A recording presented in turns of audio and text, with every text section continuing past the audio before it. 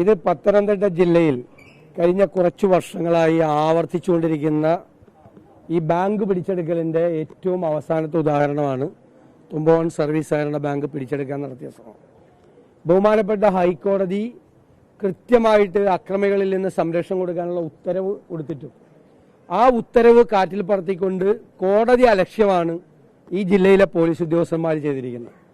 Police ചെയ്തിരിക്കുന്നത് ക്രിമിനലുകളെ സംരക്ഷിക്കുകയും കള്ളവോട്ട് ചെയ്യാൻ വന്നവരെ സംരക്ഷിക്കുകയും സ്ഥാനാർത്ഥികൾ അടക്കമുള്ള UDFന്റെ സ്ഥാനാർത്ഥികളെ ക്രൂരമായി മർദ്ദിച്ച് കഴിഞ്ഞ 21ാമത്തെ ബാങ്കാണ് ജില്ലയിലെ CPM പോലീസിനെ ഉപയോഗിച്ചും ക്രിമിനലുകളെ ഉപയോഗിച്ചും കള്ളവോട്ട് ചെയ്തും പിടിച്ചെടുക്കുന്നത്.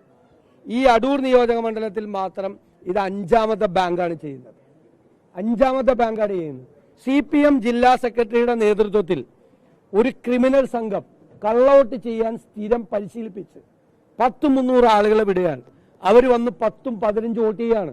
തിരുവല്ല ഈസ്റ്റ് കോപ്പറേറ്റീവ് ബാങ്കിലടക്കമുള്ള നിരവധി ബാങ്കുകളിൽ, നിരവധി UDF ബാങ്കുകളിൽ, ഒരിക്കലും CPMനോ LDFനോ ജയിക്കാൻ കഴിയാത്ത ബാങ്കുകളിൽ യഥാർത്ഥത്തിൽ ഫ്രീ ആൻഡ് ഫെയർ ഇലക്ഷൻ നടന്നാൽ വലിയ ഭൂരിപക്ഷത്തിന് 2000-3000 വോട്ടിന് UDF സ്ഥാനാർത്ഥികൾ ജയിക്കുന്ന സ്ഥലത്ത് ഈ അക്രമികളെ, ക്രിമിനലുകളെ കൊണ്ടുവന്ന് കള്ളവോട്ട് ചെയ്യിപ്പിച്ച് ഇവിടെ കള്ളവോട്ട് ചെയ്യാൻ പോകുന്നവരുടെ പടമാണിത്. സ്ഥിരമായി എല്ലാ സ്ഥലങ്ങളിലും കള്ളവോട്ട് ചെയ്യാൻ പോകുന്നവരുടെ ഫോട്ടോയാണ് ഇതെല്ലാം.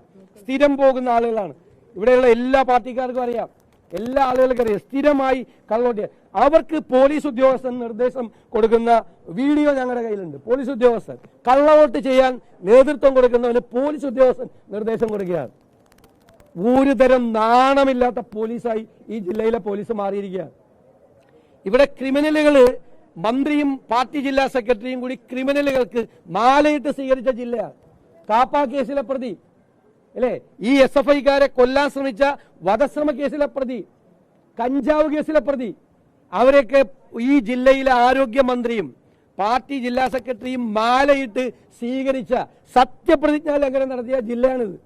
ഈ ക്രിമിനലുകളെ മുഴുവൻ പ്രോത്സാഹിപ്പിക്കുകയാണ്. എന്നിട്ട് ഈ മന്ത്രിയുടെ കൂടെയും അതുപോലെ തന്നെ ജില്ലാ സെക്രട്ടറിയുടെ കൂടെയും നിന്ന ഈ കേസിലെ പ്രതികളെ, ഒളിവിലുള്ള പ്രതികളെ അറസ്റ്റ് ചെയ്യാൻ പോലും ഇവിടുത്തെ പോലീസിന് പറ്റിയില്ല. പിന്നെ പോലീസ് എന്ത് ജോലിയാണ് ചെയ്യുന്നത്?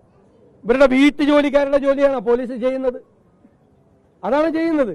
വീട്ടുജോലിയാണ് ചെയ്യുന്നത് CPMകാരുടെ. ആ പണിയിലേക്ക് ഞാൻ ഇത്ര മോശമായിട്ട് കഴിഞ്ഞ 3 വർഷത്തിനിടയിൽ പോലീസിനെ കുറിച്ച് ഇത്രയും മോശമായിട്ട് ഞാൻ സംസാരിച്ചിട്ടില്ല. പക്ഷെ പത്തനംതിട്ട ജില്ലയിൽ അവർ ചെയ്യുന്ന പണി ഇതാ. ക്രിമിനലുകൾക്ക് കൊട പിടിച്ചു കൊടുക്കുക. ഈ ബാങ്കുകൾ മുഴുവൻ CPMന് പിടിച്ചു കൊടുക്കാൻ വേണ്ടിയിട്ട് കുറെ പോലീസ് ഉദ്യോഗസ്ഥന്മാർ, എല്ലാവരും ആണെന്ന് ഞാൻ പറയുന്നില്ല, കുറച്ചുപേർ അതിനുവേണ്ടി കൂട്ടുനിന്ന് കൊടുക്കുകയാണ്. അവരൊക്കെ ചെവിയിൽ നിന്നുള്ളിക്കോ. ഒറ്റ ഒരാളെ ഞങ്ങൾ വെറുതെ വിടില്ല. ഞങ്ങൾ നിയമപരമായി ഗൗരവമായി ഇത് നേരിടാൻ പോവുകയാണ്. നിയമപരമായി നേരിടാൻ പോവാൻ ബഹുമാനപ്പെട്ട ഇനി സഹകരണ വകുപ്പ് എന്താ പറയുന്നത്? സംസ്ഥാനത്തെ ബാങ്കുകൾ മുഴുവൻ പ്രതിസന്ധിയിലാണ്.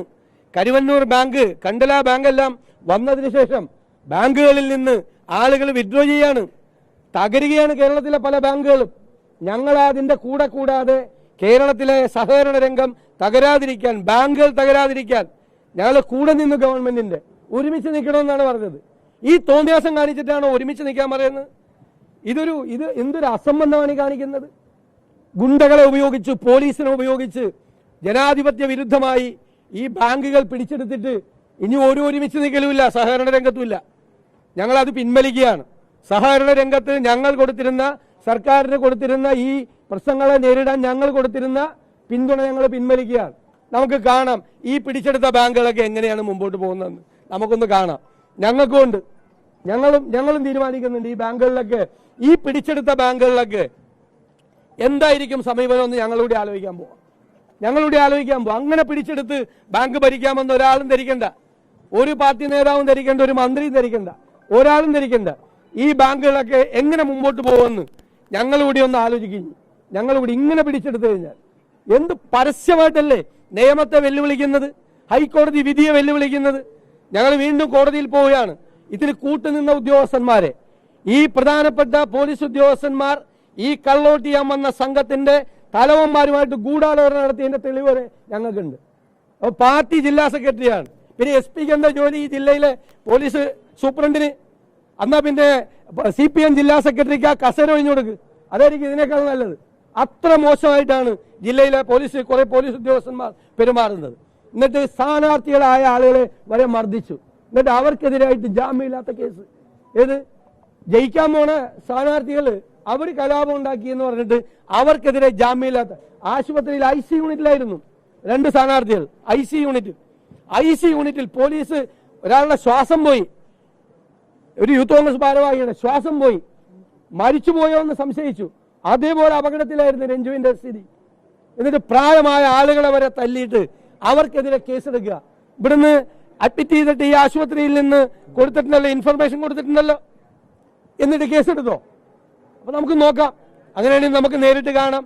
ഈ ഗുണ്ടാ സംഘങ്ങളെ വെച്ചുകൊണ്ട് ഈ പത്തനംതിട്ട ജില്ലയിലെ CPM-ഉം പോലീസും ഇവിടുത്തെ UDF-നെ അടിച്ചമർത്താനാണ് നോക്കുന്നതെങ്കിൽ ഞങ്ങളും തിരിച്ച് ഞങ്ങളുടേതായ പ്രതിരോധം തീർക്കും. ഇത് ഒരു കാരണവശാൽ അനുവദിച്ചു കൊടുക്കാൻ പറ്റില്ല, ഒരു കാരണവശാൽ.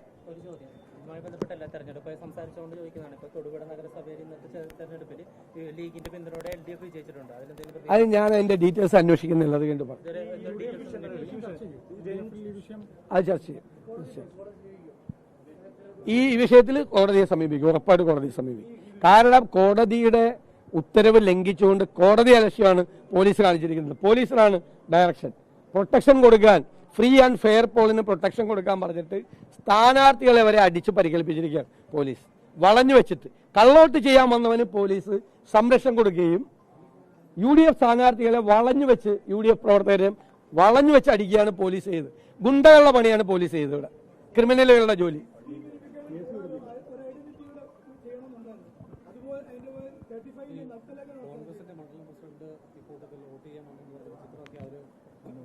വെറുതെ ചുമ്മാ അസംബന്ധം പറയണ. ലോക്കൽ സെക്രട്ടറി അടക്കമുള്ള തെളിവുകളുണ്ടല്ലേ ഞങ്ങൾക്ക് എന്തിനാ കള്ളവോട്ട് ചെയ്യണം ഇവിടെ? അല്ലെങ്കിൽ എന്തിനാ 10,000-2000 വോട്ട് ഞങ്ങൾ ജയിക്കുന്ന സ്ഥലത്ത് എന്തിനാ കള്ളവോട്ട് ചെയ്യണം? ഞങ്ങൾ അങ്ങനെ കള്ളവോട്ട് ചെയ്യാറില്ലല്ലോ. ഞങ്ങൾ തോക്കണ സ്ഥലത്ത് ഞങ്ങൾ തോക്കാറാണ് പതിവ്. ഞങ്ങൾ എവിടെയെങ്കിലും കേരളത്തിൽ ഭരണം കിട്ടിയ കാലത്തും ഭരണം കയ്യിലുള്ള കാലത്തും ഇതുപോലെ തന്നെ പോലീസുകാർ ഞങ്ങളുടെ കൂടെ ഭരണത്തിന്റെ ഭാഗമായി നിൽക്കുന്ന കാലത്തും ഞങ്ങൾ ഏതെങ്കിലും ബാങ്ക് പിടിച്ചെടുക്കാൻ പോയിട്ടുണ്ട്? ഏതെങ്കിലും UDF എവിടെയെങ്കിലും കേരളത്തിൽ എവിടെയെങ്കിലും ഈ തോന്നിയാസം ഇവര് കാണിക്കുന്ന പോലെ?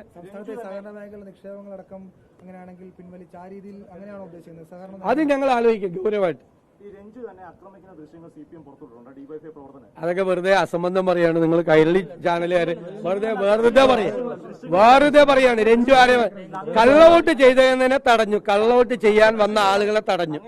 അതിന് അവിടെ ജയിക്കുന്നതാണ്. കൈരളിയിൽ കാണിച്ചാൽ മതി, കൈരളിയിൽ കാണിച്ചാൽ മതി.